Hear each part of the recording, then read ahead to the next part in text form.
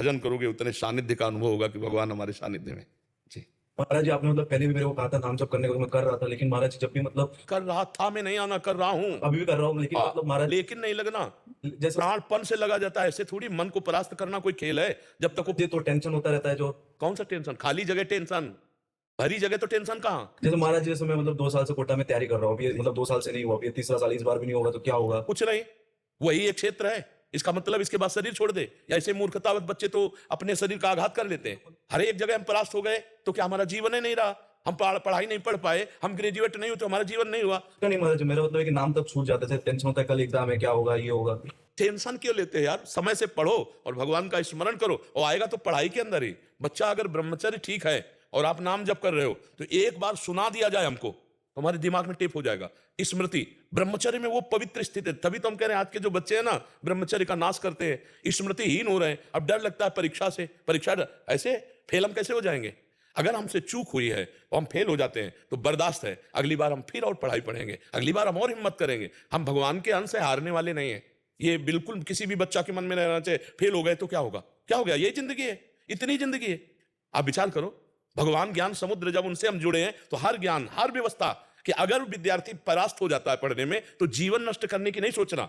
एक जीवन ऐसा जो जगत में प्रकाशित हो जाएगा। भगवान के आश्रित हो, कोई व्यापार कर लो, हम एक नौकरी कर लेंगे, अपने जीवन को थोड़ी नष्ट करेंगे। हम छोटे से छोटा कार्य कर सकते हैं, और भगवान हमारे साथ है तो बड़ा ही उनके हाथ में, वो बड़ा करा दे। जिसको बड़ा बना देते ना, भगवान है। मच्छर को ब्रह्मा बना दे, ब्रह्मा को मच्छर बना दे, मूर्ख को विद्वान कर दे, विद्वान को मूर्ख कर दे, एक क्षण की बात है। तो ये भरोसा तो बना रहना चाहिए ना।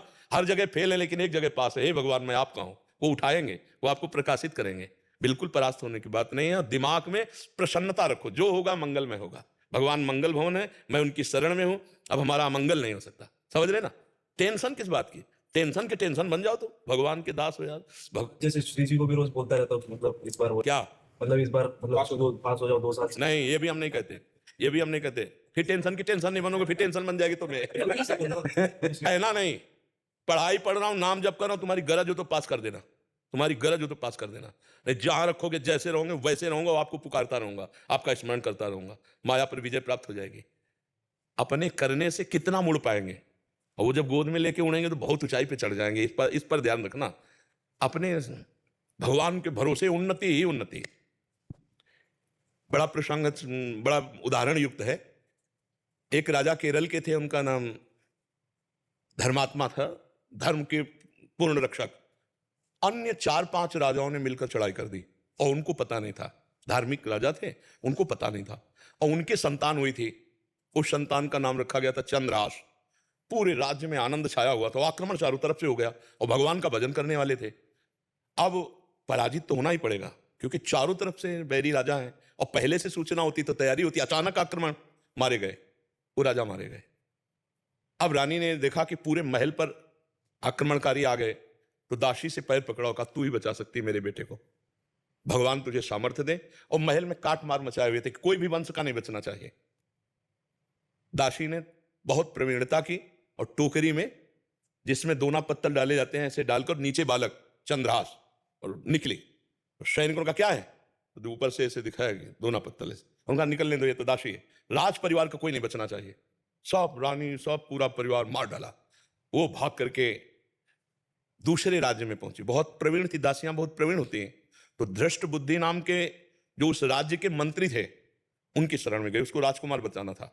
तो उसने स्पष्ट कहा, मैं केरल के राजा की दासी हूं और ये मेरा पुत्र है, मैं हर कार्य में प्रवीण हूं, आप चाहे जिस दास्ता में रख लें। उस मेरे राज्य में सब विध्वंस हो गया। ये नहीं बताया कि राजकुमार है, मेरा पुत्र है और मैं इसकी रक्षा करना चाहती हूं आपकी शरण में रहकर। उन्होंने कुछ परीक्षाएं ली, तो दासी कला में तो प्रवीण थी, उसे दासी बना के रख लिया। और वो बालक राजमंत्री के घर में। भगवान जिसकी रक्षा करते हैं, ध्यान से सुनते रहो, भगवान किस हालत में पहुंचा दिया कि बिल्कुल मिटिया मिट। अब देखो उनकी उन्नति। अब एक दिन दृष्ट बुद्धि की पुत्री थी, उसका नाम था विषया। वो उसका जन्मदिन उत्सव मना रहे थे, तो बड़े बड़े विद्वान सब आए हुए थे। तो पुत्री का हाथ दिखाया, तो विद्वानों ने ऐसे रेखा देखी और उस लड़के को देखा खेलते हुए, चंद्रहास जी को। तो उनका इसका पति तो ये होगा। तो एकदम अपमान लगा ना, राज्य मंत्री और उस दासी पुत्र। तो उस समय तो कुछ नहीं बोला। जो सब सभा गई, सो जल्लाद बुलाए और कहा इसको काट के फेंक दो जंगल में जाके। अब दासी क्या चाला वहां, दासी को पता भी नहीं चल पाया, चंद्रहास जी को गायब कर दिया। अब चंद्रहास जी को जंगल में ले गए और उनको देवर्षि नारद जी ने जब यहां दासी पुत्र बनकर के रह रहे थे तो एक छोटा सा शालिग्राम दिया था, कहा था मुख में रखे रहना, चरणामृत पान करते रहना और कृष्ण कृष्ण कृष्ण ऐसा बोलते रहना।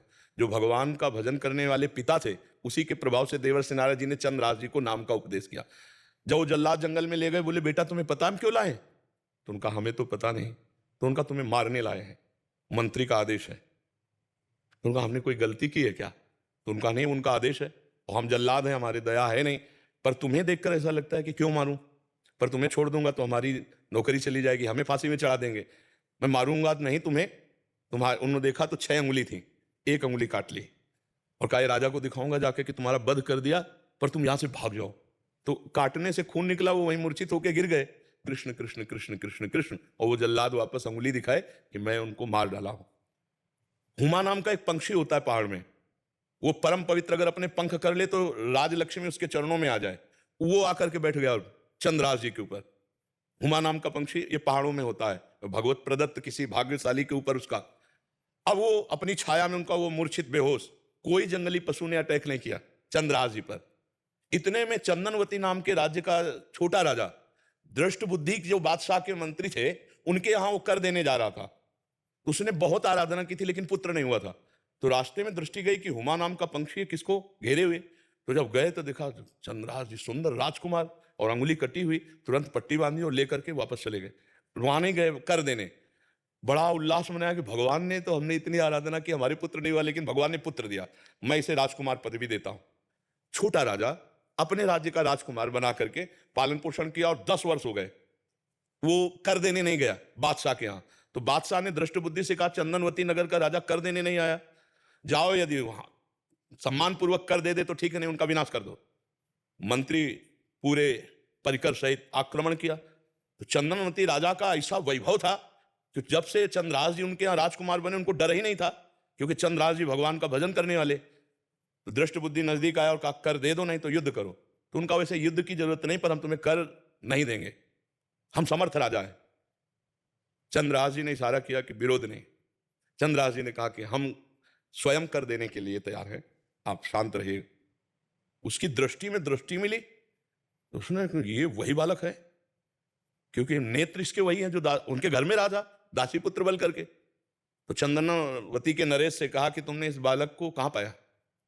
तो उन्होंने पूरी बात सुनाई। तो उन्होंने कहा अरे फिर तो जो प्रारब्ध है वो होके रहेगा, ये मेरी बेटी का दूल्हा, अरे इसको मैं दूल्हा नहीं बनने दूंगा।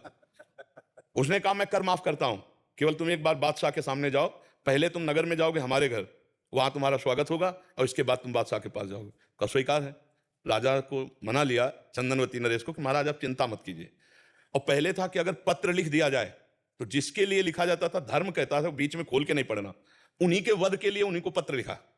और उनके जो बेटे थे उनको लिखा कि बेटा ये पुरुष जिसको मैं भेज रहा हूं, जाते ही विष दे दिया जाए, जाते ही भोजन में विष, हलाल तुरंत मर जाना चाहिए। तो उन्होंने ऐसे खोस लिया मुकुट के साइड में और गए।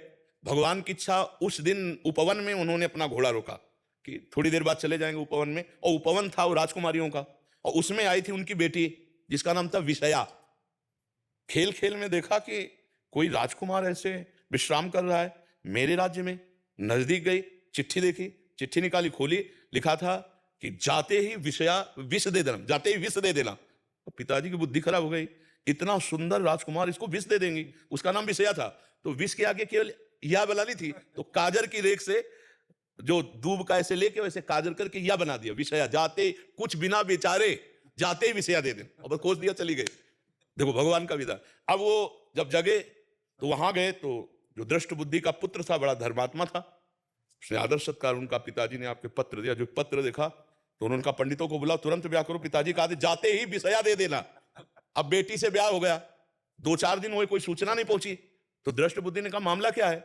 वो जब लौट के आए तो बड़ा पूरा नगर सजा था, उत्सव हुआ। उनका क्या उत्सव? बोले आपकी बेटी का ब्याह हो गया। किससे? बोले आपने राजकुमार भेजा था। अब उनको समझ में आया कि प्रारब्ध इतना बलवान होता है। जब घर के अंदर गए तो देखा बेटी, और तो उसने कहा तुम्हें जिंदा तो नहीं रहने दूंगा। मन में सोचा चाहे बेटी भी दवा रहे। 4 जल्लादों को बुलाया और कहा देवी के मंदिर में जाओ, और उसे कहा बेटा अब तो दामाद हो गए हो तुम, पहला पूजन हमारे यहाँ देवी का होता है, अकेले जाया जाता है। उनको भय तो था नहीं, भगवान के तो भक्त थे। बोले आप पूजन करके आओ, बहुत प्रसन्नता हुई कि आप जैसा दामाद। और अंदर से जल रहा था और उधर 4 जल्लाद लगा दिए देवी के मंदिर में। अभी अकेले देवी के मंदिर में, और इधर जो बादशाह था, बादशाह से पंडित लोग विचार के कह रहे हैं कि इस समय यदि आप राजगद्दी पर बैठेंगे तो अकाल पड़ जाएगा, आपका विनाश हो जाएगा। इस समय कोई दूसरा तत्कालीन राजा होना चाहिए, कुछ क्षण के लिए ही चाहे। तो उनका कौन हो सकता है? तो वहां दृष्ट बुद्धि के जो बेटे थे वो वहां किसी कार्य से, उन्होंने कहा हमारे जीजा ऐसे हैं, बड़े तेजस्वी प्रतापवान, आप देखेंगे तो उनका इसी समय लाओ। तो वो दौड़े, पूछा कि कहाँ है? बोले देवी पूजन करने के बाद से ही पता चला। वो दौड़ के गए, बोले देवी पूजा हम कर लेंगे, तुम जाओ, बादशाह बुला रहा है। अब ये जो मंदिर पहुंचे सो काट के फेंक दिए गए, और वो बादशाह के पास गए, बादशाह ने तत्काल ताज रख दिया। दृष्ट बुद्धि को बुलाया कि नए राजा के स्वागत के लिए आप आइए। अब वो तो बादशाह है, सामने जो ही पहुंचे तो दृष्ट बुद्धि कांप गए। इशारे से पूछा कि हमारे पुत्र कहां है? बोले देवी पूजन। अरे बोले वो तो मार डाला गया होगा, पता लगा तो मार डाला गया। तब वो जाको रखे साइयां मार सके न कोई, बादशाह बना ना। अगर भगवान रक्षक, भगवान जिताने वाले तो कोई परास्त नहीं कर सकता। हर विधान उल्टा होता चला जाता है। अगर भगवान से विमुख हो तो चाहे जितनी उन्नति हो, उसका परिणाम कुछ नहीं होगा, या हम मर जाएंगे, सब छूट जाएगा। नाम भगवान का, वास्त्र भगवान का, वो उठाते हैं तो उठाते चले जाते हैं ना। तो कभी भी डिस्टर्ब नहीं होना चाहिए। ये बात कभी नहीं लानी चाहिए कि मैं शरीर छोड़ दूं किसी भी विषय में, हार जाए या किसानी में कोई व्यवधान या पढ़ाई में। अरे हम फिर जीतेंगे यार, संघर्ष ही जीवन है। उसके लिए थोड़ी है कि जीवन ही नष्ट कर दो। तो जीवन नष्ट करने के बाद वहां कोई विश्राम स्थल थोड़ी बना है, फिर भेज दिए जाएंगे नीची योनियों में। क्या क्या कष्ट होता है आप देखो ना। ये मुर्गा मुर्गी बकरा बकरा जीवात्मा तो लोग कैसे जिंदा भूंज रहे हैं, कितना दया खत्म हो चुकी है, जिंदा भूंज रहे हैं, खा रहे हैं, शरीर बढ़ा रहे हैं, मरेंगे, नरक जाएंगे। तो हमें कोई मनुष्य जन्म मिला है, अब इतना भजन कर लेना है कि इससे नीचे न गिरे। अगर चांस मिले तो पुनः मनुष्य बने और धर्म पूर्वक अपने राष्ट्र की सेवा करें, समाज की सेवा करें, भगवान का भजन करके जीवन पवित्र बनावें। जी।